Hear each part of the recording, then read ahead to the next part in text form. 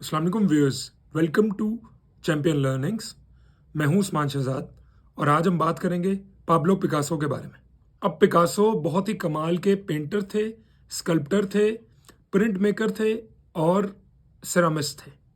अब पिकासो का जो माइंड था वो बहुत ज़्यादा ऑर्गेनाइज नहीं था और उनकी चीज़ें अक्सर बिखरी रहती थी, सारी पिक्चर्स वगैरह फ्लोर पे पड़ी रहती थी।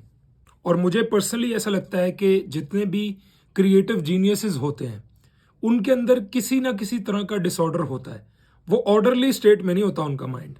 अब बहुत यंग एज से ही पिकासो जो हैं उन्होंने बहुत ही कमाल के आर्टिस्टिक स्किल्स दिखाने शुरू कर दिए थे, बहुत ही नेचुरल तरीके से पेंट करते थे। और उनके फादर खुद एक आर्ट प्रोफेसर थे और उनका ही कहना था कि एक टाइम बाद पिकासो उनसे भी आगे निकल गए थे आर्ट में। एक पिकासो का ये था कि वो कोई रूल्स फॉलो नहीं करते थे, बल्कि उनका एक अपना डिस्टिंक्ट स्टाइल था जिससे ज़्यादातर वो पेंट करते थे। उनका बेसिकली कोड भी है ना इस पे, learn the rules like a pro so you can break them like an artist. इसका बेसिकली मतलब ये है कि रूल्स को तोड़ने के लिए कई बार रूल्स को पहले सीखना भी पड़ता है। ज़्यादातर लोग सीखते नहीं हैं और कहते हैं हम रूल्स तोड़ देंगे। आपको पता तो होना चाहिए कि नॉर्मल कन्वेंशंस क्या हैं, तभी आप ब्रेक कर सकते हो उनको अपने तरीके से। अब उनका क्रिएशन प्रोसेस बेसिकली ऐसा था कि वो मल्टीपल लेवल्स पे काम करते थे। वो पेंटिंग भी बनाते थे, वो स्कल्पचर्स भी बनाते थे, वो सिरामिक मॉडल्स भी बनाते थे, वो प्रिंट्स भी बनाते थे डिफरेंट। और यही शायद वजह थी कि वो कभी बोर नहीं होते थे अपने काम से। अब वो पेंट बेसिकली क्यों करते थे? अपने आप को एक्सप्रेस करने के लिए, क्योंकि उनका जो इनर चाइल्ड था वो क्रिएशन करवाता था उनसे। बिल्कुल एक बच्चे की तरह पेंट करते थे। जैसे एक बच्चे के लिए हर एक्सपीरियंस नया होता है, डिफरेंट होता है और उसके दिमाग में कोई बैगेज नहीं होता किसी भी एजम्पशन का, किसी भी इंफॉर्मेशन का। तो वो ऐसे नहीं रखते थे अपना प्रोसेस। और बच्चे का ये भी होता है कि उसको डर कोई नहीं होता। तो पिकासो का भी यही था, विदाउट फियर वो काम करते थे अपना। अब पिकासो की जिंदगी में बेसिकली डिफरेंट फेजेस रहे जिसमें उन्होंने स्पेसिफिक कलर से ही पेंट किया सिर्फ। जैसे फॉर एग्जांपल उनकी जिंदगी में एक ब्लू पीरियड रहा जिसमें उन्होंने ब्लू और ग्रीन कलर से पेंट किया सिर्फ। अब ये कहा जाता है कि उस टाइम पे उनकी जिंदगी में इमोशंस का रोल बहुत ज्यादा था और सैडनेसेस बहुत ज्यादा थी, तभी उन्होंने इस कलर का यूज किया। फिर उनकी जिंदगी में एक रोज पीरियड था जिसमें उन्होंने पिंक और ऑरेंज कलर का यूज किया और ये बेसिकली ब्राइटनेस शो करता है, लाइवलीनेस शो करता है। तो शायद तब उनकी जिंदगी थोड़ी ठीक हो गई होगी। तो ये बोला जाता है वैसे उनके बारे में। अब एक बड़ा कमाल का कोट है पाब्लो पिकासो का, there are painters who transform the sun to a yellow spot, but there are others who with the help of their art and intelligence transform a yellow spot into a sun. इसको basically अगर हम interpret करें तो इसका मतलब ये बनता है कि कुछ आर्टिस्ट ऐसे होते हैं जो कि आपको एक डिफरेंट टाइप ऑफ फील देते हैं अपनी आर्ट से। और वो बहुत कोशिश करते हैं अपनी आर्ट को कि वो बहुत ज़्यादा रियल लगे और वो ऐसी डिटेल्स ऐड करने की कोशिश करते हैं जिससे उस आर्ट का एक्सपीरियंस और ज़्यादा बढ़ जाए देखने वाले के लिए। जैसे फॉर एग्जांपल अगर आप पिक्चर्स की एग्जांपल लो तो जैसे एचडी पिक्चर होती है तो उसका साइज बहुत बड़ा होता है। क्यों? क्योंकि उसके अंदर ज़्यादा इंफॉर्मेशन स्टोर्ड होती है, ज़्यादा डिटेल्स स्टोर्ड होती हैं, तो उसका साइज बड़ा होता है और वो ज़्यादा अच्छी भी लगती है देखने में, ज़्यादा रियल लगती है। लेकिन अगर नॉर्मल पिक्चर हो तो एक चीज़ पता चल जाता है कि ये चीज़ पड़ी हुई है, लेकिन वो रियलनेस नहीं आती उसमें। और साइज का मतलब स्टोरेज स्पेस, यानी कि ज़्यादा स्टोरेज ऑक्यूपाई करती है एचडी फोटो जो है। अब पिकासो के लिए फील ज़्यादा इंपॉर्टेंट है ऑब्जेक्ट से।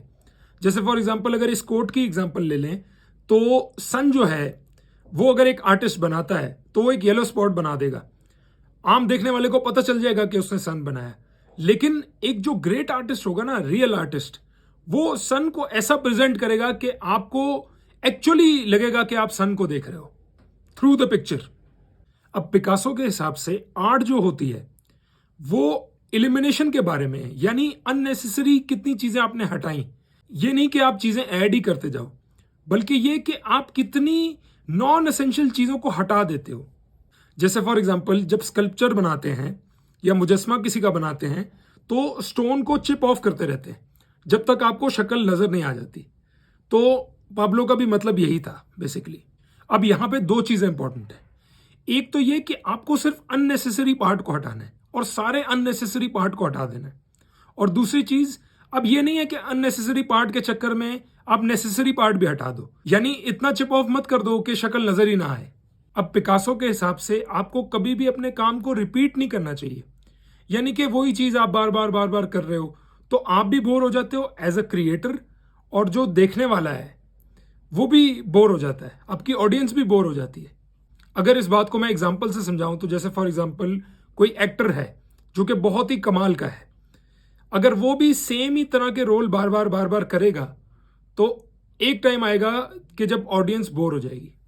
अब पिकासो का जो काम था वो उनकी जिंदगी में एक एवोल्यूशनरी प्रोसेस से गुजरा।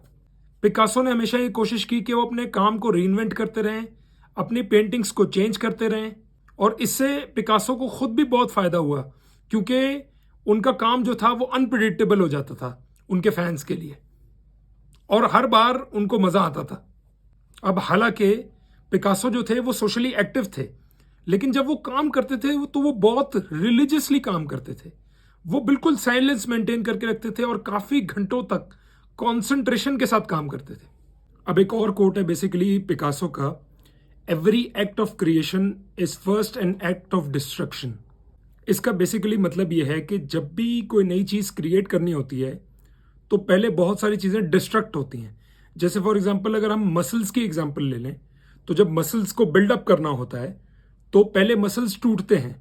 जब आप जिम में वर्कआउट करते हो, वेट्स उठाते हो, तो पहले मसल्स टूटते हैं और उसके बाद फिर आहिस्ता आहिस्ता आहिस्ता आहिस्ता ग्रो करने और बनने शुरू होते हैं। एक पिकासो की जिंदगी का एक बड़ा ही कमाल का किस्सा है। एक बारी एक लेडी फैन थी उनकी, और उन्होंने उनको कहीं जा रहे थे तो उनको पहचान लिया और उन्होंने कहा मैं आपकी इतनी बड़ी फैन हूं तो प्लीज आप मेरे लिए कुछ ड्रॉ करें। तो पिकासो ने क्या किया, सिर्फ 30 सेकेंड्स के अंदर एक पेंटिंग ड्रॉ कर दी, और उन्होंने उस लेडी को कहा कि इस पेंटिंग की कीमत 50 लाख रुपए है। तो पहले तो उन लेडी को यकीन ही नहीं आया, लेकिन बाद में उन्होंने फिर जब वेरीफाई करवाया इस चीज को तो उन्होंने कहा वाकई ये 50 लाख की पेंटिंग है।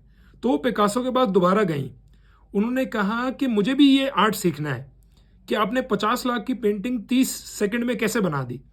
तो पिकासो ने उनको कहा कि 50 लाख की पेंटिंग 30 सेकंड में बनाने के लिए मुझे 30 साल लगे हैं। अगर आप भी मुझे अपनी जिंदगी के 30 साल दे दें तो मैं आपको सिखा दूंगा। तो ये चीज बेसिकली शो करती है कि पिकासो को आर्ट का कितना पैशन था और वो कितने डेडिकेटेड थे अपने काम के लिए कि उन्होंने 30 साल लगा दिए अपनी जिंदगी के उस काम के लिए। तो व्यूअर्स, आई होप इस वीडियो से आपको कुछ ना कुछ सीखने को मिला होगा। अगर वाकई सीखने को मिला हो तो प्लीज वीडियो को लाइक करें, शेयर करें और चैनल को जरूर सब्सक्राइब करें। Thank you so much for watching. Allah Hafiz.